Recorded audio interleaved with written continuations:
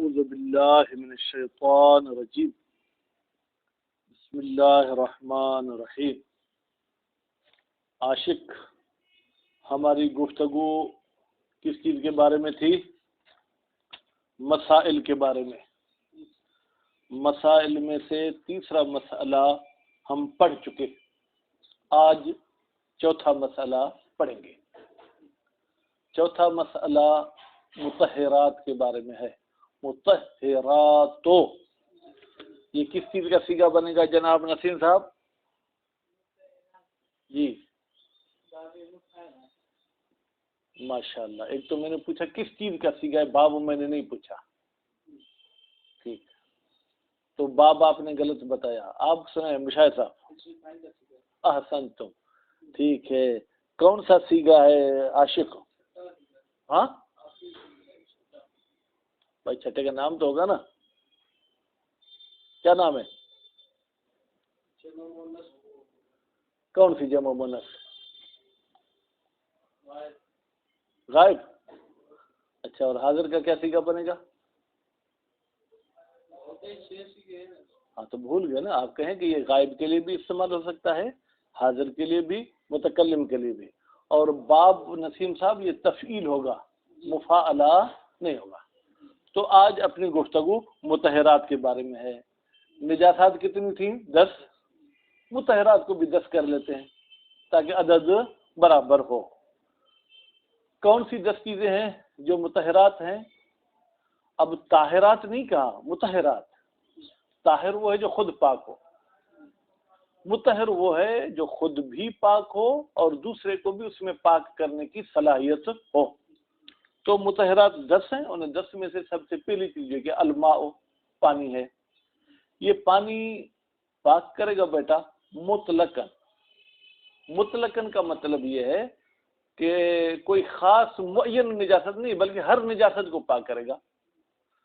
بعد والی جو باتیں ہم مطہرات بتائیں گے چیزیں، وہ ہر نجس کو پاک نہیں کرتی، وہ خاص چیزوں کو پاک کرتی ہیں، لیکن پانی ان کے مقابلے میں وسیع دائرہ رکھتا ہے، ٹھیک ہے۔ مثلا زمین یہ بھی پاک کرنے والوں میں سے ہے، لیکن یہ کیا ہے؟ جوتے کے تلوے کو پاک کرتی ہے۔ آپ جو لاٹھی اٹھاتے ہیں، اگر اس لاٹھی کی نوک جو زمین پہ لگتی ہے وہ نجس ہو جائے، اس کو پاک کرتی ہے۔ یا نجاست لگے، آپ زمین کے ساتھ پاؤں کو رگڑیں تو، لیکن اگر منہ پہ نجاست لگ جائے، اب زمین اس کو کیسے پاک کرے گی؟ ٹھیک ہے، تو زمین پاک کرے گی لیکن مخصوص اشیاء کو، ہر نجس کو زمین پاک نہیں کرے گی۔ اس کے بعد پھر جو ہے جناب، زمین پاک کرنے کے لیے شرط یہ ہے کہ وہ نجاست دور ہو جائے۔ اگر نجاست آپ کے پاؤں پہ لگی ہوئی ہے، یہاں سے لے کے آپ کربلا تک بھی پیدل جائیں، لیکن اگر وہ نجاست چپکی ہوئی ہے تو آپ کا پیر پاک نہیں ہوگا، آپ کا جوتا پاک نہیں ہوگا۔ عین نجاست دور ہونے کے بعد آپ چلیں یا اپنے پاؤں کو کچھ دیر رگڑیں، رگڑنے کے بعد جیسے ہی عین نجاست دور ہوئی تو آپ کا وہ جوتا کیا ہو جائے گا؟ پاک ہو جائے گا۔ پھر دوسری شرط یہ ہے کہ وہ زمین کیا ہو؟ خشک ہو، گیلی نہ ہو۔ تیسری شرط یہ ہے کہ وہ زمین جو لزج نہ ہو، لزج کا مطلب چپکنے والی نہ ہو، جیسے گوند کھور ہوں دعا، وہ چمڑی میں دو، اس قسم کی نہ ہو، ٹھیک ہے۔ بلکہ جیسے آپ جائیں تو آپ کے پاؤں کو جوتے کو لگے پھر وہیں وہ رہے۔ کلر والی زمین آپ نے دیکھی ہوگی، جب کلر کا زور ہوتا ہے آپ وہاں چلتے ہیں تو تھوڑا دیر چلنے کے بعد آپ کے جوتے پورے جو ہے کیا ہے، مٹی کے ساتھ جو ہے کیا گیلے ہو جائیں گے، مٹی چپک جائے گی، ایسی نہیں ہونی چاہیے۔ تو اس صورتحال میں جو ہے کیا ہے جناب، وہ زمین پاک کرے گی۔ اس کے بعد پھر زمین کا دائرہ وسیع ہے، ریتی کو بھی شامل ہے، مٹی کو بھی شامل ہے۔ کہتے ہیں زمین کا پھر ایک خاص قسم ہے جو صرف ولوغ کے پاک کرنے میں کام آتا ہے۔ کیا؟ زمین کا ایک خاص قسم ہے جس کو تراب کہتے ہیں، وہ ولوغ میں کام آتا ہے۔ زمین کے دوسرے اقسام جو ہے کیا ہے، وہ ولوغ میں پاکیزہ ہونے کے لیے کام نہیں آتے ہیں، ٹھیک ہے۔ وہ ولوغ تو آپ یقیناً سمجھ چکے ہوں گے، تو اس لیے اس کو دوبارہ وضاحت کی ضرورت نہیں ہے۔ اس کے بعد جو ہے کیا ہے جناب، سورج بھی پاک کرنے والا ہے۔ کن چیزوں کو پاک کرتا ہے؟ وہ چیزیں جو عام طور پر دھلنے میں پریشانی ہوتی ہو یا دھلنے سے وہ خراب ہو جاتی ہوں یا ایک جگہ سے وہ دوسری جگہ منتقل آپ نہیں کر سکتے. مثلا آپ کی دیوار اوپر والی نجس ہو گئی، کوئی پرندہ زخمی تھا، اس کا خون لگ گیا دیوار پر، اب اس کو کیسے پاک کریں؟ فرماتے ہیں کہ اگر سورج اس پر لگے، ٹھیک ہے، اور وہ عین نجاست بھی دور ہو جائے تو وہ کیا ہو جائے گی؟ پاک ہو جائے گی. لیکن شرط ہے کہ اس چیز کو خشک سورج کرے، ہوا خشک نہ کرے. بعض ایسے علاقے ہوتے ہیں جہاں گرمی کی اتنی شدت نہیں ہوتی لیکن ہوا بہت ہے، وہ آپ اس علاقے کو تشخیص دیں گے کہ میرا علاقہ کیسا ہے، میرے کپڑے کو ہوا نے خشک کیا ہے یا سورج نے خشک کیا ہے، میرے اس جو دیوار میں کیل لگا ہوا ہے اس کو ہوا نے خشک کیا ہے یا سورج نے خشک کیا ہے. ٹھیک ہے، تو اس طریقے سے سورج پاک کرتا ہے. اچھا، اگر کوئی ایسی چیز ہے جس کے دو چار تہ ہیں، ٹھیک ہے، مثلا جیسے کتاب ہے، اوپر جلد ہے، پھر نیچے ورق ہیں، یا آپ جو کیا ہے کوئی چٹائی پاک کرنا چاہتے ہیں، چٹائی سمجھ رہے ہیں نا جس پہ ہم نماز پڑھتے ہیں، اگر وہ چٹائیاں 5-6 ایک دوسرے کے اوپر پڑی ہوئی ہیں، نجس ہو گئی سب کی سب، اب سورج لگا ہے تو اس میں صرف اوپر والی پاک ہوگی، نیچے والی پاک نہیں ہوگی، کیونکہ ڈائریکٹ سورج لگنا چاہیے. اوپر والی پہ تو ڈائریکٹ سورج لگا ہے، نیچے والی پہ سورج نہیں لگا، حرارت پہنچی ہوگی لیکن ڈائریکٹ سورج نہیں لگا ہے، نتیجے میں وہ اسے پاک نہیں کرے گا. آج میرے خیال میں یہ 3 چیزیں پڑھیں تو کافی ہو جائے گا. الرابعہ سے پہلے جناب نسیم صاحب مسئلہ کو آپ تقدیر میں رکھیں. المسألۃ الرابعہ، چوتھا مسئلہ. المطہرات عشرۃ، مطہرات کتنے ہیں بھائی؟ 10 ہیں. الماء، ایک پانی، وہو مطہر، تشدید نہیں ہے لیکن عاشق آپ اپنی طرف سے لگا دیں، پانی پاک کرنے والا ہے. مطلقاً، مطلقاً کا مطلب کیا ہے؟ من سائر نجاسات، سائر بمعنی جمی، یعنی یہ تمام نجاسات کو پاک کرتا ہے. التی تقبل تطہیر، البتہ ان کو پاک کرے گا جو پاک کرنے کو قبول کرتی ہیں. مثلا کتے کو پانی پاک کرے گا؟ نہیں، وہ تو عین نجس ہے. پیشاب کو پاک کرے گا؟ نہیں، وہ تو عین نجس ہے. وہ چیز جو نجس ہو گئی ہو لیکن پاک ہونے کی صلاحیت رکھتی ہو تو اس کو پانی پاک کر دے گا. ٹھیک ہے. والارض، اور دوسری چیز مطہرات میں سے کیا ہے؟ زمین ہے. تو تطہرو، یہ زمین پاک کرتی ہے باطن نعل، جوتے کے اندرونی حصے کو. اب اندرونی حصہ سے یہ مراد نہ لے کہ جس میں آپ کا پاؤں پڑا ہوا ہے، بلکہ اس کا تلوا، ٹھیک ہے، انہیں جو طرح کے پاک کر لی وہ ہوا. اب باطن کی جو ہے کیا وضاحت کریں؟ اسفلہ، جوتے کا نیچے والا حصہ، الملاصق للارض، جو زمین کے ساتھ لگا ہوا ہے. وہ اسفل القدم، اور آپ کے پاؤں کے نیچے والے حصے کو بھی یہ زمین پاک کرے گی. مع زوال عین نجاست انہما، جب عین نجاست ختم ہو جائے، دور ہو جائے، انہما ان النعل والقدم، ٹھیک ہے بھائی، اسے جوتے سے اور پیر سے، بہا، زمین کے ذریعے، بمشین، وہ بھی چلنے کی وجہ سے، وہ دلکن، یا زمین پر رگڑنے کی وجہ سے، وغیرہما، یا اس کے علاوہ تیسرا طریقہ. تیسرا طریقہ کیا ہے بھائی میرے؟ دیکھیں، ایک مرتبہ تو آپ زمین پہ چلے، نجاست دور ہو گئی. دوسری مرتبہ آپ نے اس طریقے سے رگڑا، ٹھیک ہے، نجاست دور ہو گئی. تیسری مرتبہ غیرہما، ایسا ہے کہ آپ اپنے پاؤں کو یوں یوں زمین پہ مارتے ہیں، ٹھیک ہے. اس طریقے سے مارنے سے بھی اگر عین نجاست دور ہو جائے تو وہ کیا ہو جائے گا؟ پاک ہو جائے گا. والحجر والرمل، پتھر اور ریتی، من اصناف الارض، بھائی یہ بھی زمین کے قسموں میں سے، اس کو آپ الگ کاؤنٹ نہیں کریں. یعنی آپ پتھروں پہ بھی چلیں، اگر عین نجاست دور ہو جائے تو پاک ہو جائیں گے. وَلَوْ لَمْ يَكُنْ لِلنِّجَاسَةِ جِرْمٌ، اگر نجاست کے لیے جسم نہ ہو. بھائی دیکھیں، اگر کسی کو پاخانہ لگتا ہے اس کا تو جسم ہے، پیشاب کا کیا جسم ہے؟ اس کا تو کوئی جسم نہیں ہے. یا میرے خیال میں خون کا بھی کوئی جسم نہیں ہے، ٹھیک ہے. ہاں اگر جم جائے تو، لیکن اگر جمتا نہیں ہے تو ٹھیک ہے. بہرحال اگر جسم نہیں ہے، ولا رطوبت، اور وہ نجاست گیلی بھی نہیں ہے، کفا مسمى الامساس، پھر کافی ہے زمین پر آپ اتنا چلیں کہ سب کہیں کہ آپ نے زمین پر مس کیا ہے نجس جگہ کو. مسمى یعنی جس کو نام دیا جا سکے، امساس، ٹھیک ہے، زمین پر چپکانے کا یا لگانے کا. ولا فرق فی الارض، اچھا میں نے ایک بات کہی، لگتا ہے وہ میں نے اشتباہ کیا. فرماتے والا فرق فی الارض بین الجافۃ و رطبہ، کوئی فرق نہیں کہ زمین خشک ہو یا گیلی ہو، لیکن ما لم تخرج عن اسم الارض، لیکن اس کی شکل ایسی نہ ہو کہ لوگ کہیں گے یہ زمین ہے ہی نہیں. بھائی میرے، یہ جو مٹکا بناتے ہیں، اب اس کو کوئی زمین کہے گا؟ اس کو کوئی نہیں کہے گا. تو ایسے ٹھکری کے ساتھ اگر آپ رگڑیں گے تو کچھ نہیں ہوگا. وَهَلْ يُشْتَرَطُ طَهَارَتُهَا، اچھا جو زمین ہمارے پاؤں کو پاک کرتی ہے، اس زمین کا پاک ہونا شرط ہے؟ وجہان، اس میں دو وجہ ہیں. یعنی ایک وجہ یہ ہے کہ پاک ہونا شرط ہے، دوسری وجہ یہ کہ پاک ہونا شرط نہیں ہے.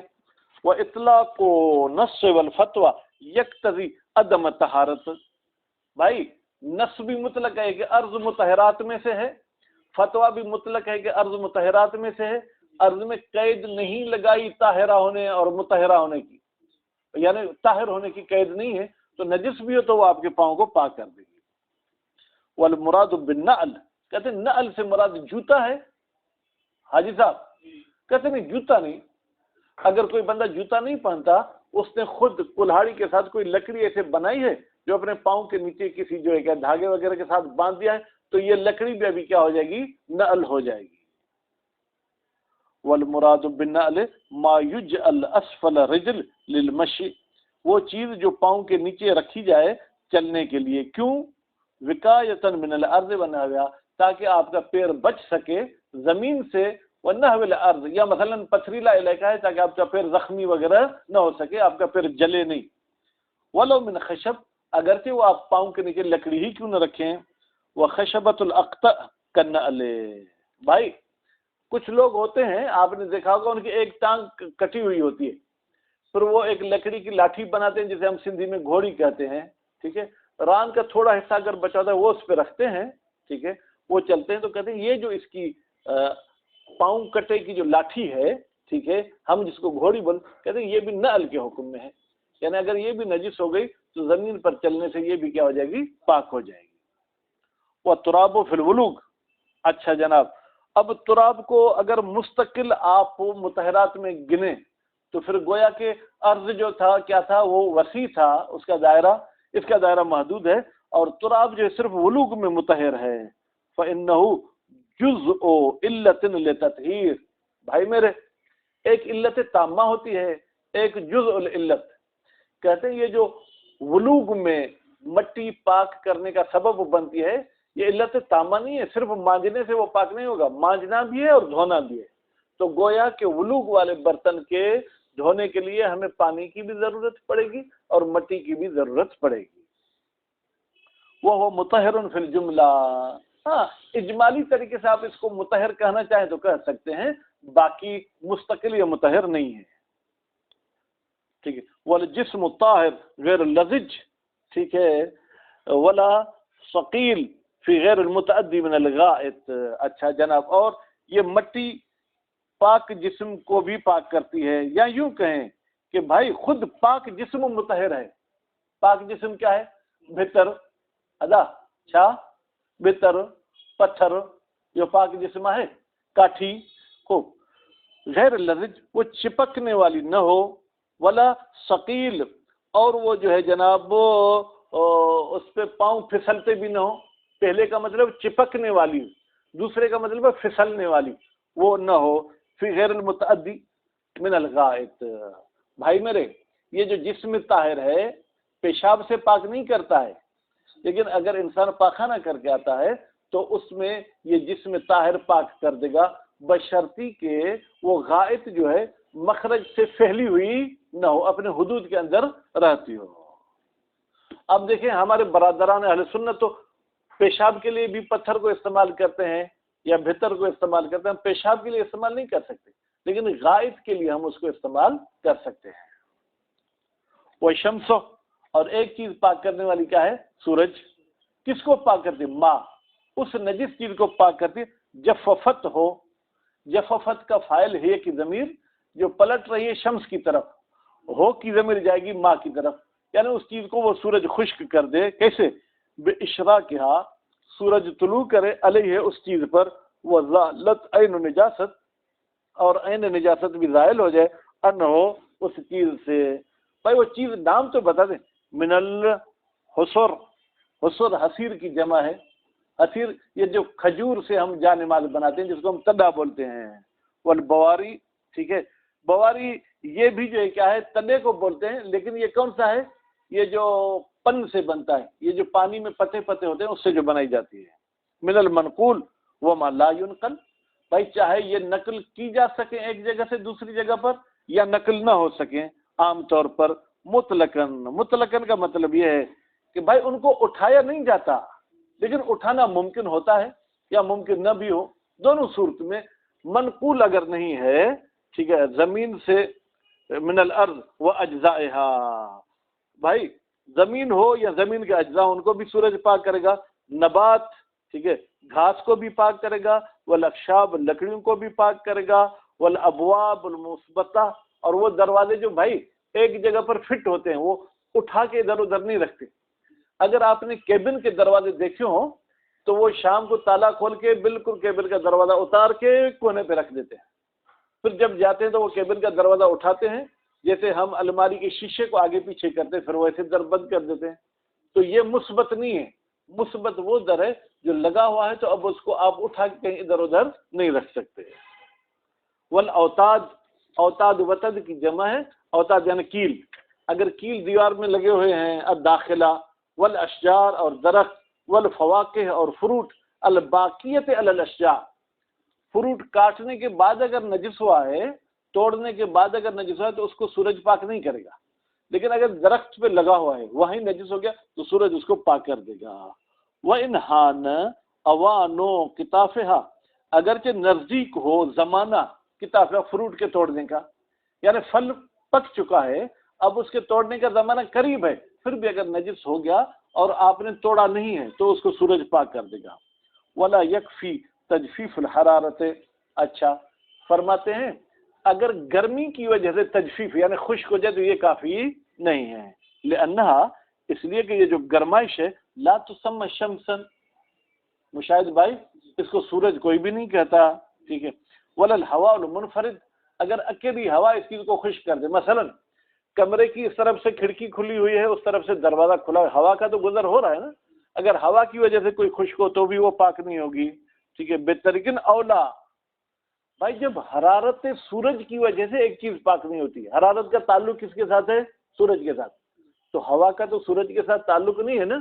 کہتے جب سورج کے جز کے ساتھ ایک چیز پاک نہیں ہو سکتی تو ہوا کے ساتھ تو بطریق اولا پاک نہیں ہوگی. نعم. لا یضر انضمام الهواء الى الشمس، شمس مونس مجازی ہے اس لیے اس کی طرف ضمیر مونس پلٹ سکتی ہے. جی ہاں، سورج کے ساتھ اگر ہوا بھی ہو تو اس میں کوئی حرج عاشق نہیں ہے، سورج ہونا چاہیے. وَيَكْفِي فِي طُهْرِ الْبَاطِنِ الْإِشْرَاقُ عَلَى الظَّاهِرِ مَعَ جَفَافِ الْجَمِيعِ. ہاں جو چیز بھائی نجس ہو گئی تھی، آپ چاہتے ہیں اس کا اندر اور باطن بھی پاک ہو جائے، تو وہ کیسے ہوگا؟ ایک مرتبہ سورج طلوع کرتا ہے، اس تکیے پر اوپر لگتا ہے، اوپر کو خشک کر دیا تو یہ اوپر سے تکیہ پاک ہے، لیکن نیچے اس کا اندر والا حصہ کیا ہے؟ نجس. کہتے آپ سورج میں رکھیں، وہ سورج اس کے ظاہر پہ لگے لیکن اس کے اندر کو بھی اس نے خشک کر دیا تو پھر یہ اس کا اندر بھی جو ہے کیا ہو جائے گا؟ پاک ہو جائے گا. مع جفاف الجمیع، جب وہ پورا خشک ہو جائے. بخلاف المتعدد، بخلاف اس چیز کے جو ایک نہ ہو، 2 4 6 ہوں لیکن المتلاصق ایک دوسرے کے ساتھ ملی ہوئی ہیں. اذا اشرقت علی بعضہ، جب سورج ان کے بعض پر جو ہے کیا طلوع کرتا ہے. مثلا بھائی آپ 10 بستر ایک دوسرے کے اوپر بچھا دیتے ہیں، ٹھیک ہے، 10 آپ جو ہے کہ چٹائیاں ایک دوسرے کے اوپر رکھ دیتے ہیں، تو اب سورج ڈائریکٹ تو پہلی پر پڑے گا، نیچے والی پہ تو نہیں ہے.